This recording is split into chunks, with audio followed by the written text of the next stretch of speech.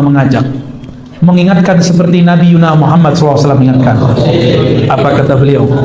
Aku ingatkan kalian mengenai kemunculan Ad-Dajjal, sang pembohong besar. Bukan hanya sistem, tapi ada sosoknya. Inilah yang diingatkan dulu oleh setiap para nabi, hatta Nabi Nuh. Tapi semua nabi tidak satu pun yang menghadapi Dajjal kecuali Nabi Musa, itu pun tidak berlawanan. Yang dapat tugas umat akhir zaman. Berarti tugas kita berat apa ringan? Berat. Maka nanti orang yang tidak kenal ma'rifatullah pasti dia melenceng kepada Dajjal. Dikira Dajjal lah Al-Mahdi. Nauzubillah min. Oleh karena itu berdoalah setiap akhir sholat, Allahumma inni a'udzubika min fitnatil Dajjal. Ya Allah, jaga kami dari kekacauan yang disebabkan Dajjal. Baik kekacauan sebelum dia keluar atau setelah 40 hari dia keluar. Nanti ada masa dia keluar 40 hari. Sama seperti zaman Nabi Musa. 40 hari. Tapi rasanya 40 tahun. Eskatologi apa itu artinya? Tahu. Manusia. Nah, manusia tahu ya.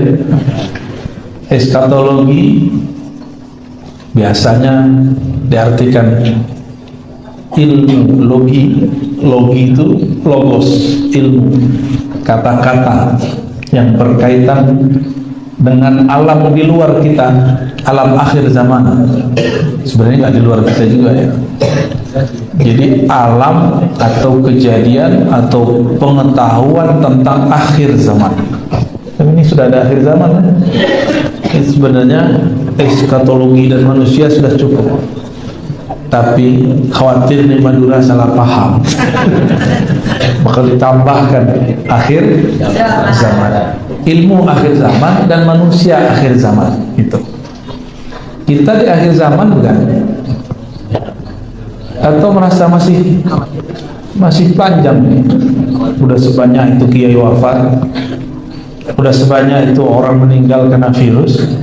Ini bukan pertengahan zaman, ini sudah akhir. Ini akhir zaman. Dulu Nabi ditanya oleh Jibril, mata sa'ah, kapan kiamat? Apa jawaban Nabi SAW? Apa jawabannya? Mal mas'ul anha bi'alama minas sa'i. Yang ditanya tidak lebih tahu daripada yang bertanya. Lalu Sayyidina Jibril bertanya, dia ikan nyamar. Ya udah kalau gitu engkau ceritakan kepada kami an amaratiha, mengenai amaratnya. Amarat inilah yang kemudian menjadi ilmu eskatologi. Apa arti amarat? Tanda-tanda, gejala-gejala, ciri-ciri akhir zaman itu apa? Nabi dalam perjalanan ruhaninya melihat di akhir zaman. Jadi Nabi itu diperjalankan ke masa lalu, maka beliau melihat asal usul kita semua. Kadang-kadang beliau diperjalankan ke masa akhir, maka beliau melihat apa yang terjadi di akhir zaman. Nabi melihat ada orang pakai kendaraan kok cepet bener. Tapi di hadis nggak mungkin Nabi bilang di akhir zaman kalau motor bahasa Maduranya apa? Honda. Jadi Yamaha pun Honda, Suzuki juga Honda. Mobil Honda. Nah, mau beli Honda. Oh gitu. Kalau mobil, Masya Allah. Berarti motor orang sini mahal-mahal ya. Alhamdulillah. Nabi melihat orang Madura dulu tuh ya, naik Honda, kok cepat sekali, dibilang kuda, kok kakinya bulat-bulat, lingkaran. Nabi tidak mungkin ngomong ke sahabat, nanti ada Honda dipakai orang Madura, nggak mungkin. Apa bahasa Rasulullah SAW? Di akhir zaman ada kuda sangat cepat sekali. Benar kan? Lebih cepat dari kuda nggak? Kalah kuda. Dan nggak usah dikasih rumput, cukup dikasih bensin. lebih murah biayanya daripada kuda. Kuda itu susah ngurusnya, kalau nggak ngerti-ngerti amat mati dia. Di akhir zaman Nabi cerita nanti akan banyak perempuan mengendarai kuda, kendaraan. Sekarang udah banyak belum perempuan naik motor? Bukan berarti haram, tapi Nabi lihat banyak. Ini boleh, tapi banyak terjadi. Nabi mengatakan ini yang saya takut, walaupun hadis ini tidak sampai derajat sahih, tapi ini benar. Di akhir zaman suara-suara fusaq, orang-orang fasik, alat fil masajid, meninggi di masjid-masjid. Kejadian sekarang ya, makanya saya ceramah suaranya agak lembut-lembut biar nggak jadi orang fasik. Bukan itu intinya. Fasik di situ al-khuruj min at-ta'ah, orang yang sebenarnya bukan orang taat tapi suaranya lebih kencang daripada orang-orang yang soleh. Dan itu banyak hari ini. Jadi Nabi melihat akhir zaman, lalu beliau bahasakan dengan bahasa abad pertama Hijriah. Sekarang kita sudah masuk ke 1443, berarti abad 15. Udah tua ini, ya. Umat Nasrani udah berapa ribu tahun ini?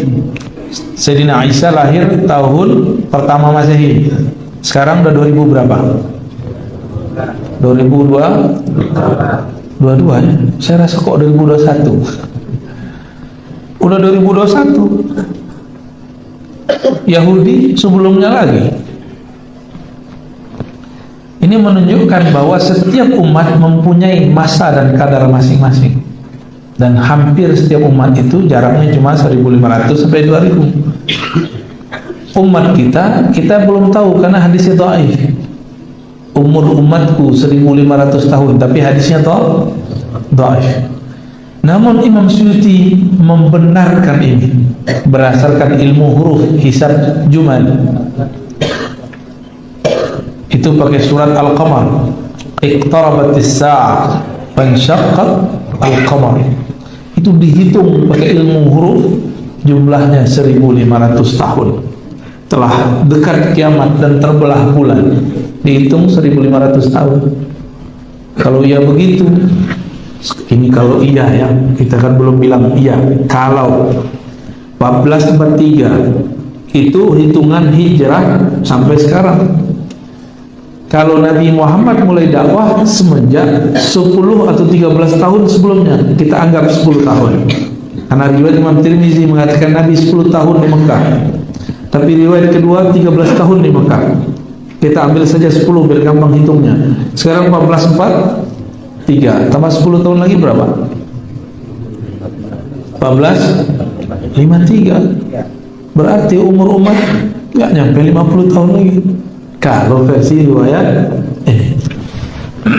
terlepas dari itu semua, kita cukup melihat kejadian-kejadian hari ini. Jamaah subuh yang diberkahi Allah, ini hari Jumat ya, libur ya, meliburkan diri. Alhamdulillah. Nabi SAW mengatakan setiap nabi sebelumku anzara, mengingatkan mengenai khurujid dajjal, akan munculnya ad-dajjal. Siapa yang disebut dajjal? Dajjal ini bahasa Arab mubalaghah, menunjukkan banyak. Apanya yang banyak? Dajjulunnya. Dajjulun bukan daglun ya. Dajjulun artinya kizbun, bohongnya. Dajjal maha pembohong, maha konspirator, yang jago buat konspirasi. Itu Dajjal. Dajjal ini ternyata dulu adalah seorang Samiri. Samiri punya nama kecil Musa. Apa nama kecilnya? Musa ini punya ayah namanya Sam'un.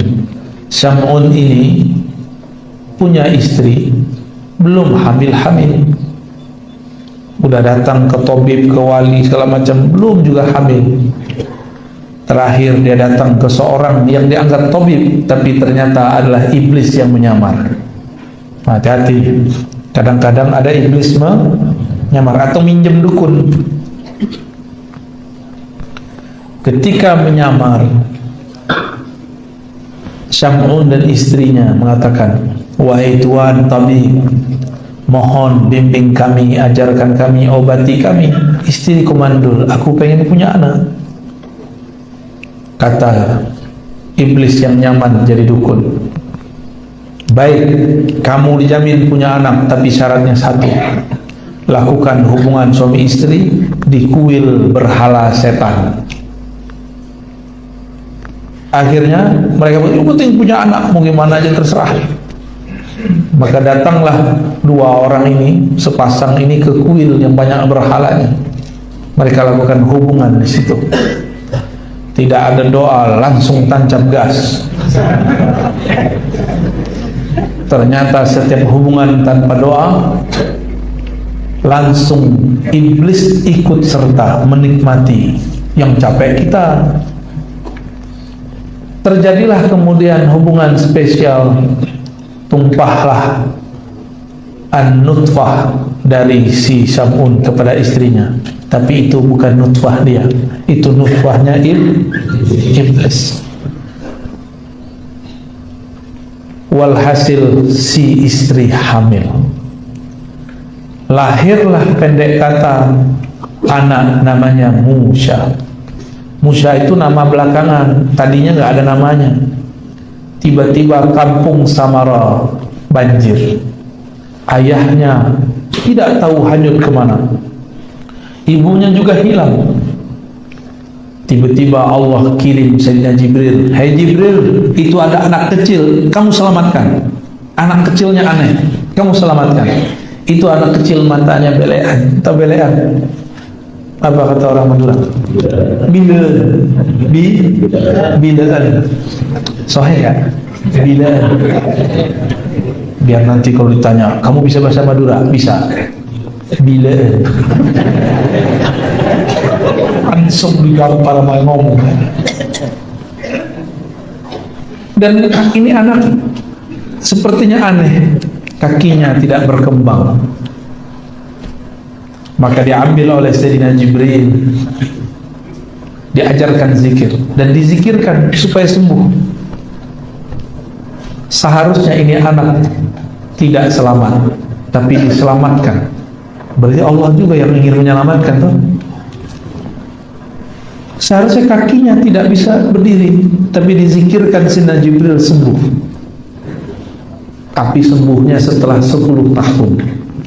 Di umur 10 tahun matanya buka satu bagian kiri, yang kanannya masih bileun. Sahih? Sahih. Jadi orang Madura ya. Lalu diajarkan Al-Ismul A'zam, nama-nama Allah yang agung. Ternyata si Samiri ini diajak ke suatu pulau. Di pulau itu dia dididik oleh Sayyidina Jibril menundukkan binatang-binatang, mengendalikan pohon-pohon, dan menguasai gerak air dan udara. Mirip Avatar ya? Mirip, tapi bukan Avatar. Dia nggak bisa juga. Akhirnya diajarkan lagi zikir. Ketemu ular, ularnya yang dia patok, bukan ular yang matok dia. Ketemu apa aja, semuanya habis, cukup dia zikirkan, hancur. Dan dia bisa berbicara dengan binatang. Itu ilmu Sayyidina Jibril alaihissalam. Lalu Sayyidina Jibril dipanggil Allah, Mas Bril, baliklah Sayyidina Jibril. Ditinggallah Dajjal yang nama kecilnya siapa? Musa bin Sam'un As-Samiri, karena dia dari kampung Samara. Bukan Samara bahasa Indonesia. Samara siapa? Sakinah, mawaddah wa rahmah. Itu mah asik. Banjir cinta. Kalau ini banjir air. Di saat yang sama di Mesir lahir seorang anak yang juga dihanyutkan di air, maka bernama dia Musa juga. Musa berarti anak air. Bahasa Maduranya apa anak air? Ada istilahnya?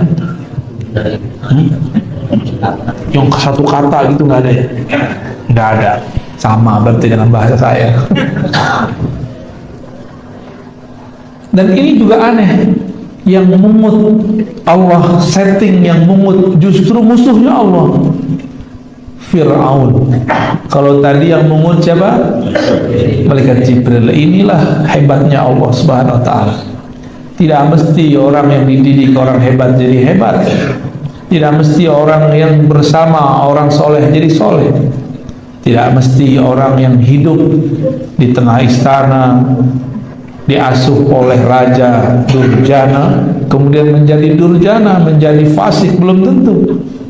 Inilah Sayyidina Musa, Musa bin Imran. Kalau tadi Musa bin Sam'un. Ini hidupnya hampir bersamaan.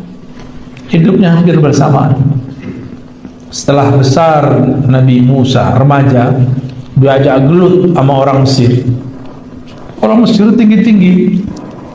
Nabi Musa nggak terlalu tinggi tapi lumayan. Tapi tangannya sangat kuat. Diajak gelut nggak perlu pakai mantra inna batsya rabbika lasyadid. Ayat itu belum turun. Tapi Nabi Musa itu ayat sudah ada di badannya. Setelah menangkis ini dan itu dari musuhnya, dia pukul langsung kena ulu hati musuhnya, mati. Akhirnya Nabi Musa dikejar-kejar orang kampung Mesir. Larilah Nabi Musa, dan larinya ini kemudian jadi pelajaran besar ketika ketemu Nabi Khidir nanti. Berarti ini orang juga sangat kuat. Ada yang bisa begitu Pak, satu kali tonjok mati. Wah, jangan-jangan Nabi Musa hidup lagi ya. Musa palsu, Musa al-Manduri. Setelah itu Samiri dari pulau itu dia membajak kapal. Dari kapal terus dia bisa ke daratan. Di daratan dia bergabung dengan umat Nabi Musa. Menjadi pengikut Nabi Musa. Sama-sama Musa tapi beda binnya. Ini bin Sam'un, ini bin Imran. Sebenarnya Samiri itu bukan bin Sam'un. Kalau Musa bin Sam'un, tapi Samiri bin Azazil. Jadi binnya ke siapa? Maka setiap orang itu punya dua nasab. Ada nasab jasad, ada nasab ruh. Ruh yang ada pada Samiri itu anaknya iblis. Iblis itu namanya Azazil. Paham di situ? Ya. Dan itulah anak pertama dan terakhir dari Azazil yang bertubuh fisik manusia tapi berbatinkan pangeran iblis. Ini bukan dongeng loh Pak ya. Cuma ceritanya saya buat seperti dongeng supaya gampang masuknya. Kalau saya sebutkan ayat kan pusing tak? Bil Arabiyah, pakai bahasa Arab biar kelihatan soleh. Sama aja toh. Samiri bergabung ke umat Nabi Musa. Nabi Musa anggaplah sudah dewasa, sudah menjadi nabi dan rasul, dan sudah berdoa, ya Allah angkatlah saudaraku Harun, lisannya lebih fasih. Tiba-tiba Nabiullah Musa dipanggil oleh Allah, hendaklah engkau pergi ke Goa Tur Sina. Diajak sama Allah ngobrol, bukan ngopi, ngobrol. Jadi Allah itu asik, nggak seperti yang kita bayangkan. Allah itu tegang gitu ya, Allah itu menakutkan, Allahu Akbar. Nggak begitu. Allah itu santuy. Bismillahirrahmanirrahim, dengan nama Allah yang maha santuy. Jadi Rahman Rahim itu saking santainya Allah menyebut dirinya Rahman, menyebut dirinya Rahim. Giliran kiai kok galak-galak amat, Allah aja nggak galak kok. Galak itu hanya pada saat tertentu. Jadi ustadz, jadi kepala rumah tangga kok galak-galak amat, jangan terlalu galak. Jangan terlalu keras. Allah itu menyebut dirinya Rahman Rahim lebih sering daripada Qahar Jabbar. Ikutlah Samiri di kelompok umat Nabi Musa. Nabi Musa dipanggil. Berapa hari dipanggil? Awalnya salasina yauma, salasina laila, 30 malam. Tapi Nabi Musa dilarang gosok gigi. Hari ke-30 dia sadar, asik 30 hari gak makan, gak minum, gak tidur, hanya berbicara dengan Allah Subhanahu wa ta'ala. Nabi Musa kemudian sadar, loh kok mulutnya bau jigong. Bau jigong? Ini mulutnya pada harum apa bau? Harum. Tapi kalau dikatain pingsan kita ya. Sayyidina Musa sadar, bau juga nih. Setelah itu beliau ambil akar yang kita sebut sekarang akar siwak, akar pohon arak namanya. Maka beliau bersiwak. Turunlah Sayyidina Jibril menegur, hei Musa, siapa yang nyuruh kamu bersiwak? Allah nyuruh kamu berbicara dengannya. Ya sudah kalau gitu, sempurnakan jadi 40 hari. Begitu disebutkan dalam riwayat yang dinukil oleh Imam As-Surwardi dalam Awariful Ma'arif. Setelah 40 hari Sayyidina Musa pulang ke kampungnya Bani Israel. Dia lihat kok orang gak ada yang sholat. Semuanya pada datang ke suatu tempat di lapangan. Di lapangan itu ternyata ada replika sapi, anak sapi, al-ijil. Dan orang-orang sujud kepada ijil karena ijilnya kelihatan bisa ngomong. Ternyata ada Musa kedua di sana yang namanya Samiri. Si Samiri dia bisa ilmu zikir dan dia menggunakan zikirnya untuk memindahkan suara dari kolbunya ke sapi kecil, patung sapi. Akhirnya orang-orang melihat bahwa sapi kecil itu bicara, maka mereka menyembah sujud kepada sapi kecil. Terlihat oleh Nabi Musa, langsung Nabi Harun dicari saudaranya. Nabi Harun ini jenggotnya nggak ada orang Madura panjang jenggot seperti itu ya. Jenggotnya semuanya jenggot pandemi, udah minimalis semua. Jenggotnya kena vaksin Pak. Jenggot Nabi Harun sampai ke dadanya, bahkan sampai ke pusarnya dalam riwayat. Oleh Nabi Musa langsung ditarik jiwanya. Kau ini gak bertanggung jawab, gak becus. Ditinggal cuma 40 hari. Lihat umat sudah menyembah berhala namanya sapi kecil. Apa kata Nabi Harun? Ya bna ummi, wahai anak emakku. Wah itu panggilan sangat mujarab tuh, nyebut emak. Langsung Nabi Musa lepaskan. Nabi Harun kemudian mengatakan, aku tidak sanggup untuk membimbing mereka karena ada orang bernama Samiri. Padahal Samiri kalau ngomong gak jelas, matanya belean satu, orangnya gak tinggi, pendek tapi kekar, sakti. Sedangkan Sayyidina Harun badannya luar biasa, gagahnya orang ini, berkarisma karena jenggotnya panjang. Beliau tidak sanggup membimbing umat walaupun pintar berpidato. Jadi Nabi Harun ini kalau pidato lebih cakep dari Nabi Musa. Tapi ternyata pidato tidak cukup untuk merubah umat. Setelah itu Nabi Musa datang ke umatnya. Umatnya kemudian pada sadar semua, oh iya ya, kenapa kami menyembah anak sapi kecil? Sebagai tanda tobat mereka, faktulu anfusakum, maka bunuhlah diri kalian sendiri. Maka mereka bunuh dirinya. Itulah tobatnya Bani Israel yang menyembah berhala, menyembah al-ijil, anak sapi kecil. Habis itu Nabi Musa datang ke provokator. Siapa namanya? Samiri, Musa bin Sam'un as-Samiri. Nabi Harun jenggotnya ditarik. yang syirik mereka disuruh bunuh diri.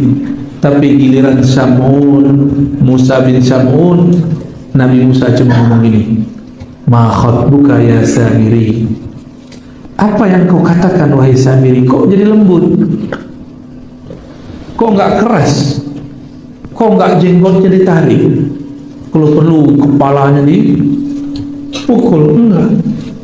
Ternyata Nabi Musa dapat wahyu, itu bukan musuhmu hai Musa, itu musuh umat Muhammad di akhir zaman. Nabi Musa aja nggak dapat hak untuk mengalahkan Samiri. Bayangkan, Nabi Harun kalah oleh Samiri, Nabi Isa hampir terbunuh oleh Samiri, Nabi Zakaria dibelah badannya waktu masuk ke dalam pohon oleh Samiri, Ashabul Kahfi hampir terbunuh oleh Samiri. Samiri semua itu yang bekerja itu. Wah, kenapa dia itu? Ada kecoa kali ya? Serius amat Pak. Ya, lagi membayangkan Samiri ya. Ada yang tidur nggak? Terkecaplok sama Samiri itu. Bangun, ini cerita penting, ini cerita sahih, ini kisah sahih. Nabi Isa itu dikabarkan, hei Isa, di tanganmu lah nanti Samiri terbunuh. Samiri juga dapat kabar waktu dia masih kecil, Nabi Musa juga masih kecil, Jibril datang ke Samiri.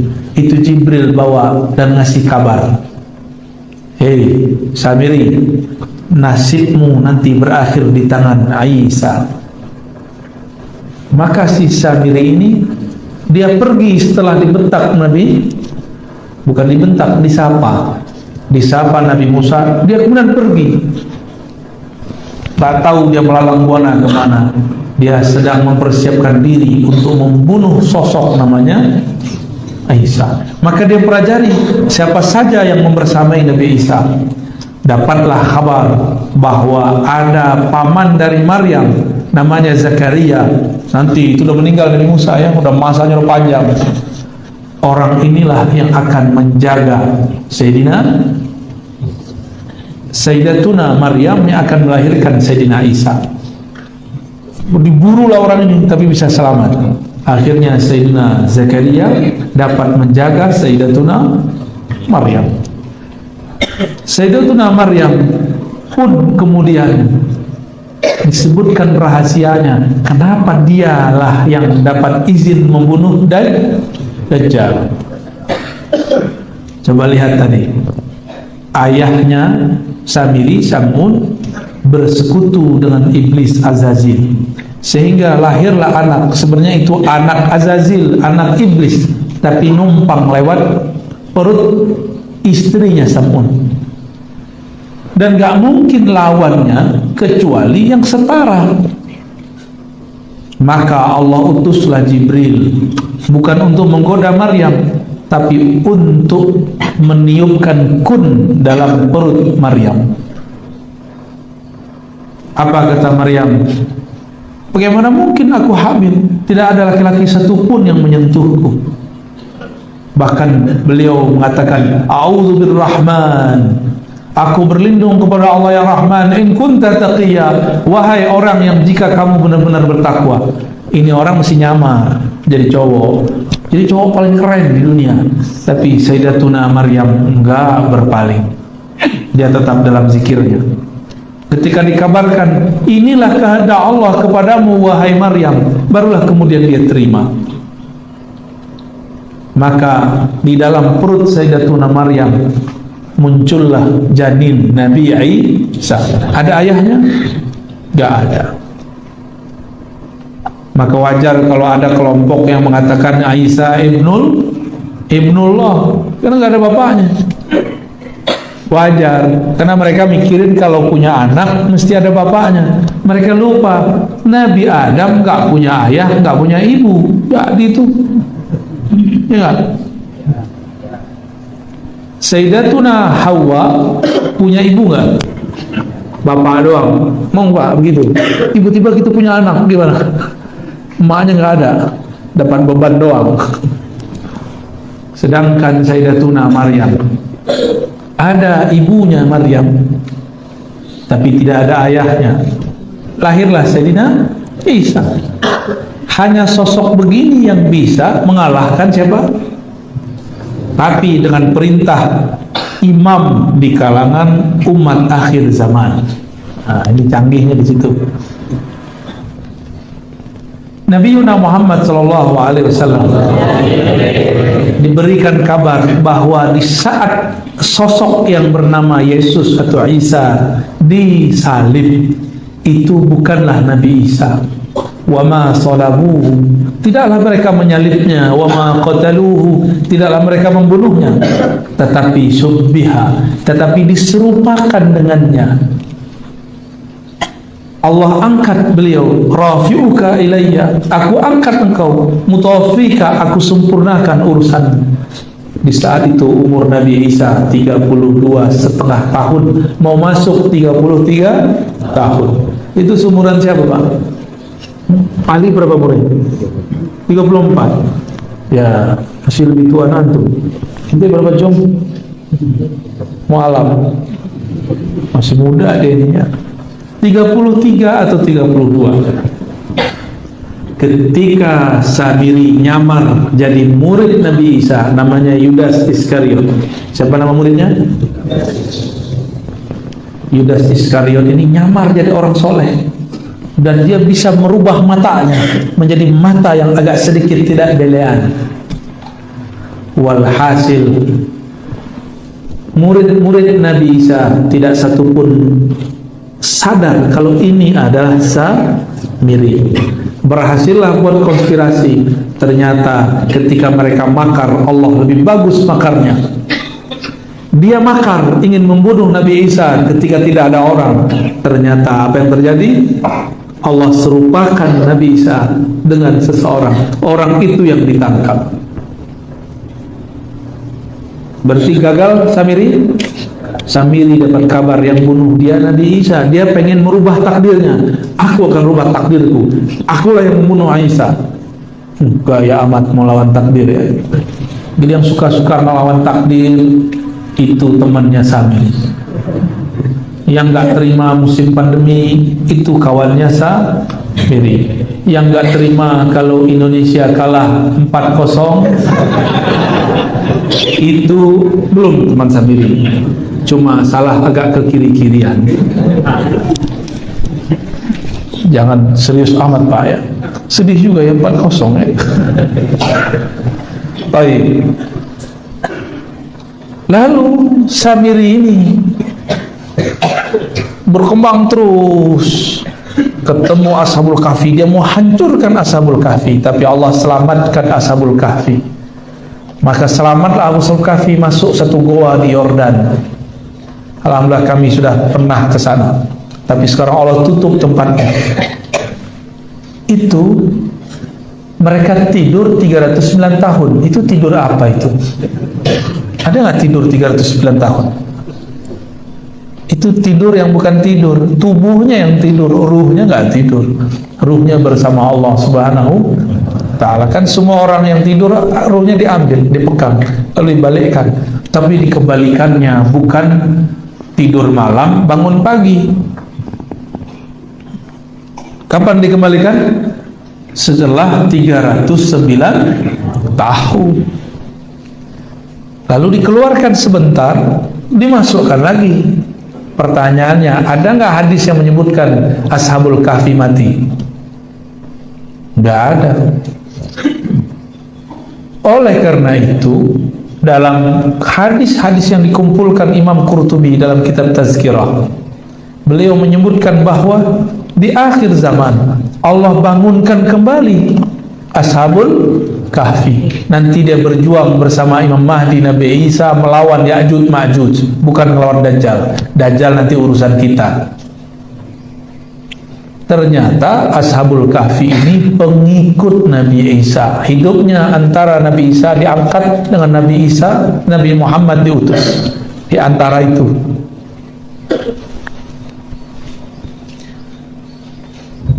Jadi serius begini ya. Emang ceritanya serius ya? Asik. Emang dari dulu kita suka diceritain ya. Kita lanjut ceritanya. Kata orang sebelah, Ar-Razi sedang mendongeng. Dongeng yang soheh nggak apa-apa ya. Lahirlah Sayyidina Muhammad SAW. Jangankan iblis di bumi, bahkan pintu langit pun ditutup dari mereka. Dulu planet-planet itu adalah tempat nongkrongnya iblis dan jin. Itu jin nongkrong di sana. Canggih ya tempat nongkrongnya. Cafe Pluto, kan seru tuh. Resto Venus, kayaknya seru ya. Dan yang bisa terbang ke sana itu adalah keturunan-keturunan Azazil atau Banul Jan yang dulu punya zikir-zikir hebat di masanya, maka sayapnya tumbuh banyak dan dia bisa terbang kemana-mana. Cepatnya bukan main. Ketika Sayyidina Muhammad SAW lahir, apa kata busnya jin? Jadi itu kayak bus, kayak pembawa berita, kayak satelitnya jin. Kata mereka, wahai para dukun, semenjak lahir sosok yang ada di Mekah itu, langit kita sudah ditutup, sudah diboikot. Kami tidak boleh lagi nongkrong di Cafe Pluto. Kami nggak, ya di lockdown ya. Itu langit sudah di lockdown. Padahal nggak ada pandemi. Jadi pandemi awal sudah terjadi di kalangan jin. Jin tiba-tiba menjadi buta, nggak bisa lagi cerita besok terjadi apa. Jadi ngapain jin itu di sana? Itu kalau malaikat ngomong di atas, itu bisa kedengeran. Mereka telinganya dideket-deketin. Oh besok kejadian begini, dia turun. Pas turun, dia kabarkan aulia usyayatin, wali-wali setan, dukun-dukun, bukan dukun beranak, dukun-dukun syirik. Kalau dukun beranak itu yang dulu bapak lahir sama dukun beranak kan? Iya. Kalau ini sama dukun Eropa ini. Ya, dokter bidan ya, itu dukun Eropa itu. Sama-sama dukun kan? Kalau ini dukun sakti yang bisa dia berkoneksi. Jadi batinnya bisa komunikasi sama jin. Dan bisa komunikasi sama jinnya. Kalau ada, jangan-jangan ya. Jangan-jangan pengikut si DJ ya. Tuan Dajjal. Bukan Tuan Takur, Pak. Itu orang Madura kalau nonton India, yang diingat cuma Tuan Takur. Ketika turun, mereka kemudian mengabarkan, itu pintu langit ditutup dan semua yang bisa terbang ke langit mengatakan ditutup. Ada satu yang nggak percaya, masa sih? Saya mau coba tembus. Dia tembus, betul. Itu atmosfer lewat sama dia. Tapi apa yang terjadi? Baru saja keluar bumi, tiba-tiba malaikat tembak dia, pakai ketapel. Cung. Dalilnya mana? Ada dalilnya, surah Al-Mulk.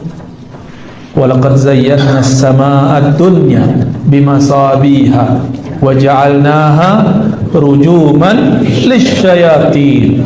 Saya ngarang atau dalilnya? Orang yang ngarang ini, bukan Ar-Razi yang ngarang. Itu bintang-bintang meteor-meteor dijadikan rujuman untuk nembak setan-setan nakal. Jadi jin itu kalau nakal langsung jadi setan. Kalau dia benar, dia langsung jadi muslim. Dan yang jin muslim tidak banyak. Ya, ini ada yang ikut Pak jin muslimnya Pak. Mau dikasih tahu? Ntar kabur semua, sotoy katanya. Usut punya usut yang bersayap paling bagus, disuruh keliling bumi. Kamu keliling bumi, siapa yang sedang lahir? Dilihat, banyak yang lahir tapi nggak ada yang aneh. Tahu-tahu di satu tempat padang pasir ada air Zam-Zam, tidak jauh dari sana lahir seorang keturunan Nabi Ibrahim bernama Sayyiduna Muhammad sallallahu alaihi wasallam. Ketika itu lahir, cahaya memancar darinya. Bergetarlah kekaisaran Romawi, istana raja-raja Persia, bahkan banyak negeri saat itu kemudian mengalami goncangan. Majusi punya menara api, apinya padam, padahal tidak pernah padam selama-lamanya. Baru kali itu padam. Maka kembalilah si pencari berita ini kepada tuannya, tuan iblis, tuan yang dia memimpin kelompok-kelompok jin dan setan. Apa kata si pemberita?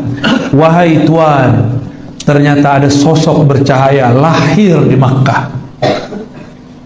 Ketika dia lahir, itu bergetar sampai Kekaisaran Romawi, bergetar sampai kepada istana raja-raja Persia, bisa menghancurkan, memadamkan api kelompok Majusi.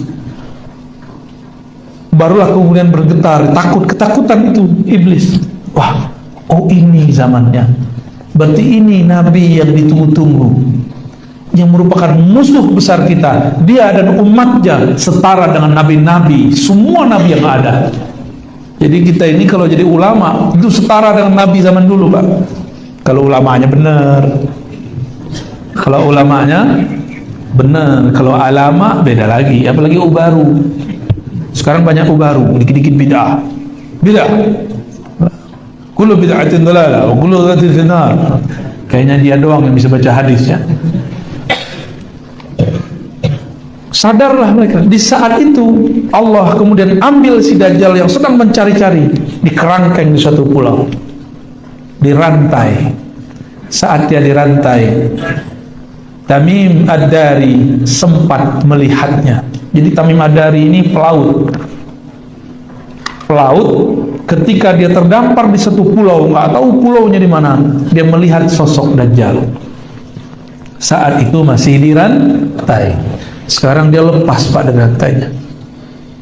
Sekarang si Dajjal sudah lepas dari rantainya. Dia sudah tinggal lihat mana negeri yang mau dihancurkan. Dia cukup mengarahkan badannya dan dia membacakan lapar-lapar tertentu. Dia mengirim sinyal-sinyal kepada aulia-aulianya, asisten-asistennya. Maka cenayang-cenayangnya terima. Masuk kabar. Mirip seperti wahyu. Dan orang ini dianggap wali di kelompoknya. Kelompoknya saya tidak boleh sebutkan, ya, karena masih rahasia juga. Takut juga kita masih salah, ya. Kita sedang tunggu kelompok ini muncul. Dan selama ini menunggu, muncullah mereka dalam bentuk penyebaran pandemi. Jadi pandemi ini kerjaan mereka ini. Ada nggak negara yang nggak kena pandemi, Pak, sekarang? Ada nggak? Nggak ada. Semuanya kena. Berarti ini bukan perang biasa. Ini sudah perang luar biasa. Saya nggak nakut-nakutin, Pak. Ini sudah luar biasa. Waktu pandemi, yang kena orang Depok, yang ditutup komplek di Madura, benar nggak? Untung masjidnya tidak ditutup, komplek aja. Biasa anak komplek, sok higienis. Tahu higienis nggak? Kemana-mana harus pakai hand sanitizer. Padahal kalau sering-sering pakai masker, ini berbahaya juga untuk paru-paru. Udara sebagus di Madura, emang bagus ya? Masih banyak pohon, sama jin-jin pohon juga masih ada di situ. Masih banyak hijau-hijau begini. Tiba-tiba kita disuruh pakai masker. Ini emang betul-betul, kok tiba-tiba kita mau aja ya? Ya sudah, kita terima, ya. Kita terima mereka makar, tapi ingat Allah lebih hebat makarnya. Ini awalnya, Pak. Pandemi itu virus, nggak mungkin berkembang sendiri. Virus itu dibuat dan disebarkan. Jadi saya nggak percaya virus itu kemudian datang dari orang bandara ditutup. Itu kerjaan mereka aja. Emang dibagi-bagikan. Namanya virus pasti dibagi. Ditambah dengan yang terkena bisa menyebarkan. Kalau nunggu begitu kelamaan. Emang disebar ini karena mereka pengen makar. Tujuannya cuma satu, pengen cek sudah ada belum orang akhir zaman yang jadi musuh dan Dajjal. Kalau ada, bunuh di tempat. Seperti dulu Sayyidina Muhammad SAW dicari-cari oleh ahlul kitab, kelompok Yahudi. Apa kata mereka? Carilah Nabi akhir zaman. Kalau ketemu, faktulu, bunuh. Saya nggak ngarang-ngarang. Ini terdapat dalam hadis Nabi riwayat Imam Tirmidzi. Hadisnya sahih. Sayyidina Muhammad kecil, masih remaja, diajak berdagang oleh pamannya Abu Talib ke negeri Syam. Sampai di suatu negeri, Sayyidina Muhammad SAW karena masih dianggap remaja, tidak ajak bertemu seseorang. Ternyata ada orang yang mengajak ketemu Abu Talib dan kafilahnya dari Mekah. Abu Talib dipanggil oleh seorang pendeta yang sangat tawadhu, namanya Bukhairah. Siapa namanya? Bukhairah. Bukhairah ini mengatakan, wahai Abu Talib, apakah sudah semua anggotamu ikut masuk ke dalam tempat kami? Kata Abu Talib, sudah. Tapi Bukhairah bilang, pasti ada 1-2 orang yang belum. Lalu Abu Talib bilang, oh iya, ada anak saya, masih remaja, anak bawang. Ternyata yang dianggap anak bawang itu sang penyelamat.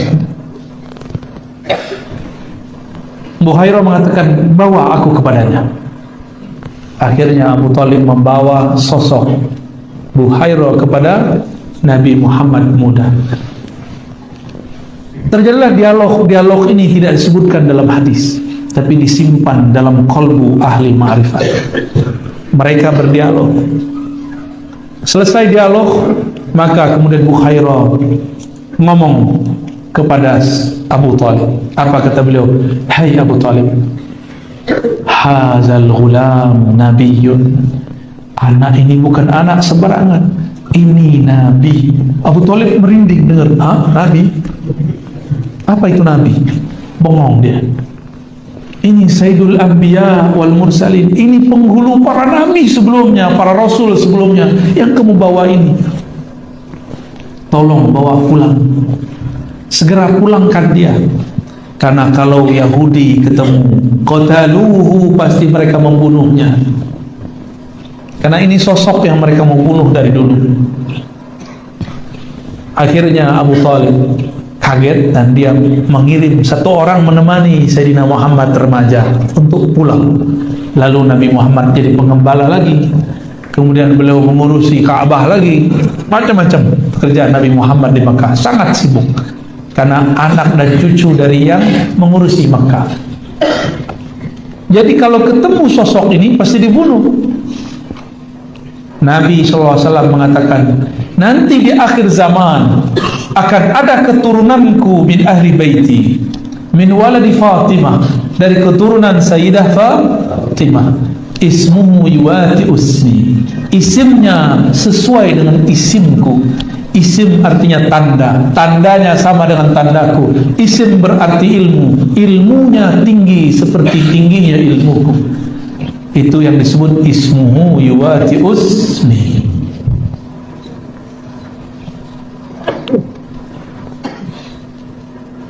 Apabila bumi telah dipenuhi dengan zulman wa jawra, maka Allah akan utus orang ini. Jadi imam akhir zaman itu juga diutus, tapi bukan sebagai rasul dan nabi, sebagai seorang pemimpin wali, pemimpin para wali. Ini lagi yang mereka cari ini. Kalau ketemu, bunuh. Dan salah satu cara untuk mengetahuinya, yang dapat mengangkat virus itu cuma wali, pemimpin para wali. Hanya pemimpin para wali. Doa mereka zahirnya nanti ada menteri yang bekerja, ada zahirnya ada ini yang bekerja, tapi hakikatnya doa mereka. Dulu waktu virus SARS 2010 itu doa beliau selesai. Doa para wali itu. Sekarang Allah tidak izin kita untuk berdoa, apalagi beliau tidak diizinkan berdoa. Makanya virus sampai sekarang masih ada. Bahkan masih ada 4 atau 3 lagi, Pak. Terakhir apa namanya, Omikron. Kapan dia nikah sama tante kita ya? Jadi Om aja dia. Bener, namanya Omikron. Omkiron. Om apa namanya? Omikron ya. Salah sebut kita. Masa mereka bisa serius, kita serius mulu ya. Ini virus nggak mungkin diangkat kalau nggak doa wali-wali Allah. Tapi para wali sekarang disuruh tidak berdoa, angkat. Cukup mengatakan raditu billahi robba, aku ridho takdir Allah, apa saja aku terima. Mau pandemi 1000 kali lipat silakan, mau ditusuk vaksin silakan. Tapi saya dengar orang Madura vaksin tidak perlu, yang perlu aplikasinya ada. Benar begitu? Waduh, bisa ngerjain juga nih. Yang penting masuk mall boleh ya. Datang, ada mall apa di sini? Mall jin. Masuk ke mall jin pakai peduli lindungi, kata jin nggak laku. Jadi mereka lagi nyari sosok ini. Saya juga sedang menunggu sosok itu. Lalu antum masih main-main aja ya? Anak-anak masih sibuk aja nge-game ya, nggak mempersiapkan diri untuk munculnya beliau. Kita harus mempersiapkan diri, Pak. Mempersiapkan diri dengan kolbu yang bening, ruh yang selalu ingin bertemu dengan Bapak ruhnya, Sayyidina Nabi Sallallahu Alaihi Wasallam. Ciri-cirinya, dialah orang yang paling mengerti ilmu ruh. Dan itu bukan kita. Kita ini cuma menukil beberapa saja yang bisa kita baca dari kitab dan kita dengar dari beberapa guru. Yang paling mengerti ilmu ruh, karena dulu si Dajjal mengirim orang-orangnya datang ke Rasulullah bertanya, yas'alunaka 'anir ruh.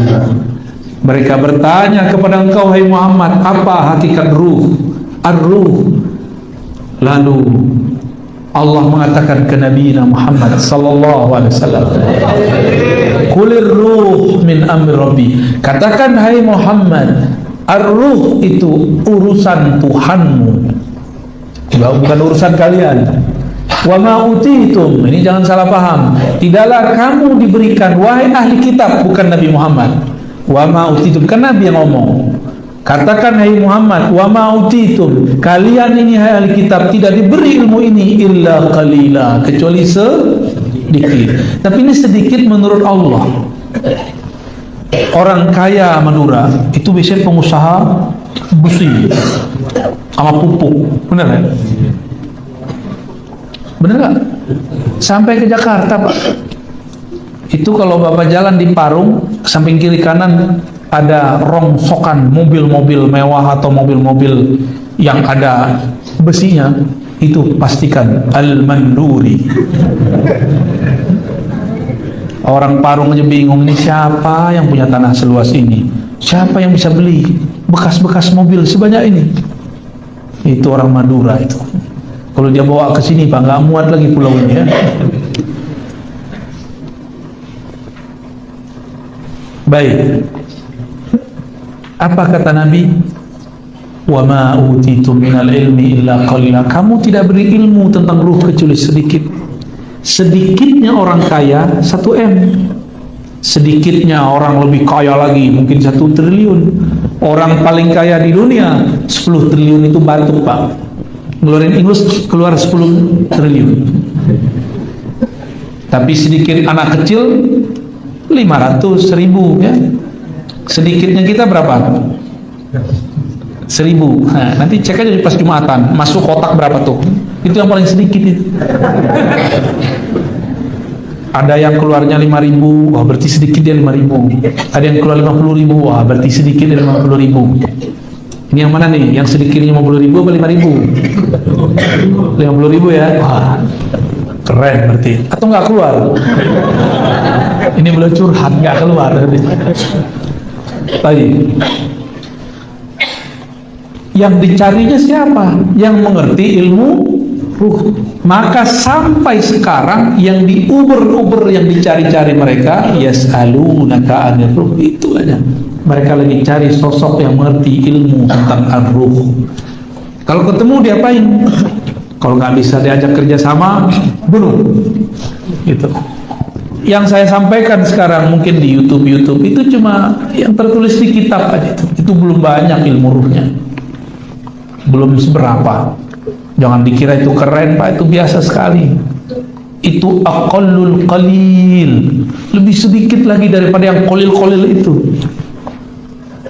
Mereka lagi buru orang ini. Kalau ketemu orang ini dipastikan dialah ismuhu biwati usmi, namanya sesuai dengan namaku, ciri-cirinya sama dengan ciri-ciriku.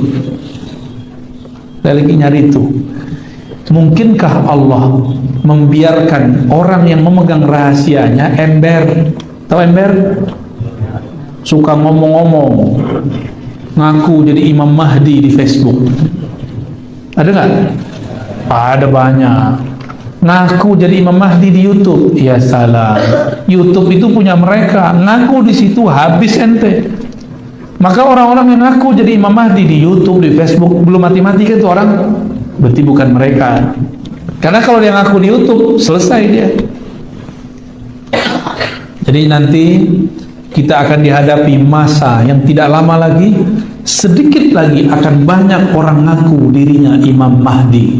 Saya harap di Madura tidak ada yang ngaku ya. Amin. Ada calon nggak di sini? Kawan kita bingung dengan ilmu akhir zaman. Dikumpulkanlah hadis-hadis dapat. Ketemu riwayat jidatnya lebar, hidungnya mancung. Lama-lama dia ngaca, kayaknya aku ini. Yang begitu sudah ada yang datang ke saya Pak. Saya tanya, belum dia ngomong, tahu-tahu hati saya ngomong sama hati dia. Dia ngomong begini di hatinya, sayalah Mahdi yang engkau cari wahai Ar-Razi. Dalam hati mau ketawa. Kita candain aja. Bro, ente ini serius amat. Baru jidat lebar, hidung mancung dengan aku Mahdi. Bukan itu ya Al-Mahdi. Dia kaget. Baru dia mau ngomong, saya udah kemudian ngomong. Tuh nggak tahu juga tuh ya. Pakai telegram. Telepati namanya Pak. Kolbu bisa ngomong kolbu. Nggak selalu, sesekali aja. Kan gawat kalau tiap hari begitu. Gawat Pak kalau tiap hari bisa baca hati si orang. Itu Allah kasih tahu aja tuh. Tuh kamu dengerin kolbunya. Kita candain. Masa Imam Mahdi kayak ente? Hidung kurang mancung ini, jidatnya kelebaran. Namanya botak. Ada yang datang Pak ya. Dan itu bukan satu dua, banyak. Ada yang gamer. Dia kemudian berkhayal dalam gamenya, akulah sang juru selamat, akulah Ratu Adil, akulah Al-Mahdi yang dicari Ar-Razi. Kirim email sama kita ya. Al-Mahdi main email-emailan. Canggih juga Al-Mahdi zaman now ya. Terakhir, kalau ini pemegang rahasia ar-ruh, mungkinkah dia obral rahasia? Kalau ada orang jualan barang mewah, mungkinkah dia cerita di pinggir jalan? Mungkin nggak? Nggak mungkin. Kalau ada orang jualan berlian mahal, mungkinkah dia buka di kaki lima? Mungkin nggak? Nggak mungkin. Jika ada kekasih Allah yang Allah simpan rahasia di kalbunya, mungkinkah dia cerita di mimbar? Mungkinkah dia cerita di mimbar YouTube? Mungkinkah dia ngaku-ngaku jadi wali kutub? Kecuali kepada ahlinya yang ada sekarang menjadi wali YouTube. Di depan saya banyak sekali wali YouTube ya. Bapak ibu yang bukan Allah, ibunya nggak ada ya. Eskatologi dan manusia akhir zaman. Maksudnya kita harus mulai sadar, semua agama, semua aliran sekarang sedang menunggu itu. Kok masih ada orang ngomong, Ar-Razi ini ngomong apa ini? Ini dunia masih panjang.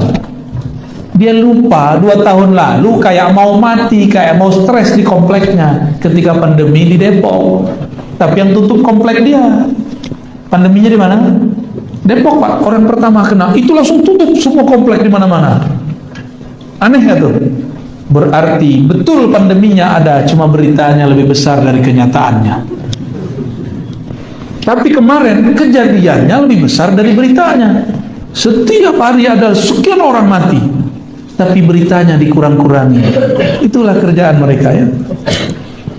Maka saya cuma mengajak, mengingatkan seperti Nabi Yuna Muhammad SAW mengingatkan. Apa kata beliau? Aku ingatkan kalian mengenai kemunculan Ad-Dajjal, sang pembohong besar. Bukan hanya sistem, tapi ada sosoknya. Inilah yang diingatkan dulu oleh setiap para nabi, hatta Nabi Nuh. Tapi semua nabi tidak satu pun yang menghadapi Dajjal kecuali Nabi Musa. Itu pun tidak berlawanan. Yang dapat tugas umat akhir zaman. Berarti tugas kita berat apa ringan? Berat. Maka nanti orang yang tidak kenal ma'rifatullah pasti dia melenceng kepada Dajjal. Dikira Dajjal lah Al-Mahdi. Nauzubillah min. Oleh karena itu berdoalah setiap akhir salat, Allahumma inni a'udzubika min fitnatil dajjal. Ya Allah, jaga kami dari kekacauan yang disebabkan Dajjal.